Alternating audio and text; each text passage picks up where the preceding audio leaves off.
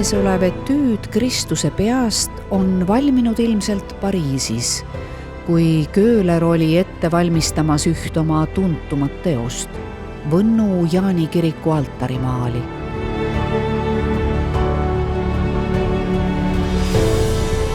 Ta ei kujuta Kristust siin mitte läbi dramatismi, vaid pigem inimlikult vaikiva pingestatuse ja leppimise, pidamata vajalikuks maalida enamat kui vaid nägu. See tollane spontaanne lõpetamatus mõjub täna kontseptuaalse ja mitmetähenduslikuna.